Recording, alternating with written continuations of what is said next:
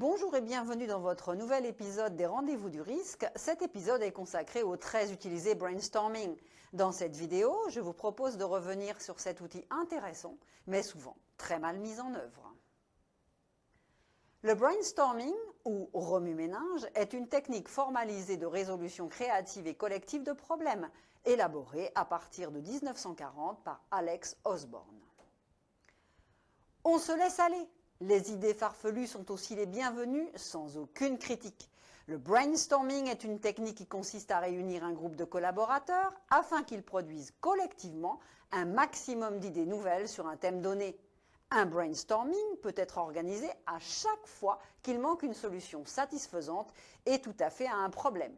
Exemple d'utilisation, démarche d'innovation, nouveaux produits, nouveaux concepts, mais aussi pour des décisions stratégiques ou de management au quotidien. Une session de brainstorming se déroule en groupe d'une dizaine de personnes avec un animateur.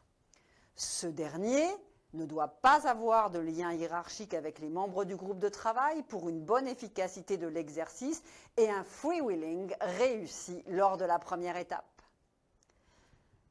La première phase dure de 30 à 45 minutes en moyenne. Elle a pour finalité de collecter un maximum d'idées. On se lâche sans retenue ni jugement. La seconde phase consiste à trier les idées collectées, les rapprocher, les organiser thématiquement et les hiérarchiser. Un diagramme d'Ishikawa ou d'affinité peuvent être utilisés pour réaliser le travail de synthèse. Attention à ne pas travailler sur un problème trop large ou mal défini. Les propositions vont fuser dans tous les sens et ce sera la panique. Le temps imparti ne suffira pas pour apporter des réponses claires à la question de départ. Donc le brainstorming sera contre-productif.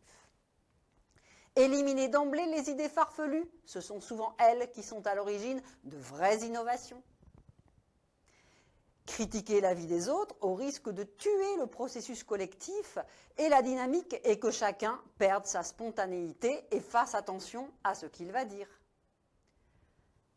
Couper la production créative par un début de classement ou de réflexion à des solutions possibles. Les idées doivent pouvoir apparaître sans contrainte. Le brainstorming, ce n'est pas « tu as un problème, viens, on fait un brainstorming ». Non, c'est un processus que chacun des participants se doit de connaître parfaitement les règles et les étapes du déroulement, surtout si un ou plusieurs membres du groupe n'y ont jamais participé. Je conseillerais même de réaliser quelques exercices pratiques pour bien faire comprendre les principes aux nouveaux collaborateurs. Les règles sont capitales et doivent être respectées impérativement. 1. On ne critique pas et on préserve son ouverture d'esprit. 2. On laisse aller son imagination. Par principe, toutes les idées sont bonnes à formuler. 3. On n'hésite pas à reprendre les idées des autres pour construire les siennes. Au contraire même, les combinaisons sont les bienvenues. L'animateur s'assure que tous les participants ont une vision juste et claire du problème à solutionner. Il est important de commencer la session avec quelques minutes de réflexion pour que chacun puisse bien intégrer le problème.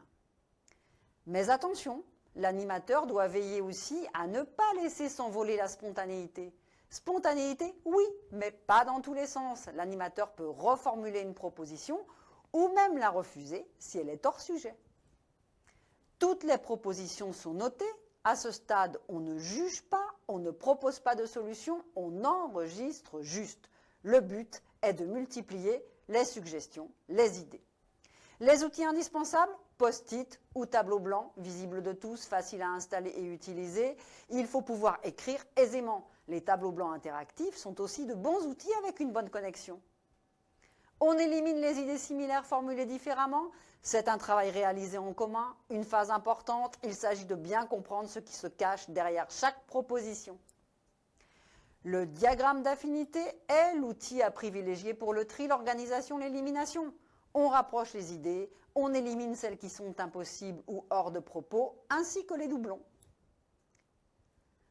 Enfin, toujours de manière collaborative, on sélectionne les meilleures idées parmi celles qui semblent réalisables pour résoudre le problème initial. Ce sont celles qui tiennent compte de la problématique à traiter et surtout qui font totalement consensus, avec lesquelles tout les participants sans exception sont d'accord, là où les solutions choisies font obligatoirement l'unanimité. La mise en place est simple mais rigoureuse avec un animateur aguerri à l'exercice pour éviter que votre salle ne soit une cour d'école ou une réunion de copains avec des conversations privées et hors sujet et où seuls les extravertis s'expriment. Pour une participation de tous, le brainstorming par écrit est intéressant. Les participants notent leurs idées sur des post-it, ensuite affichés sur le tableau blanc. Ainsi, l'animateur s'assure que tous les participants s'expriment. N'oublions pas que le brainstorming est un exercice d'association. Vous l'aurez compris, toutes les étapes sont importantes à la réussite d'un brainstorming. Le talent de l'animateur est aussi primordial dans l'organisation, le respect du temps et animation, qui réside dans sa capacité à encourager les participants introvertis à s'exprimer, encadrant les plus bavards sans les bloquer. Il doit créer un environnement détendu et stimulant.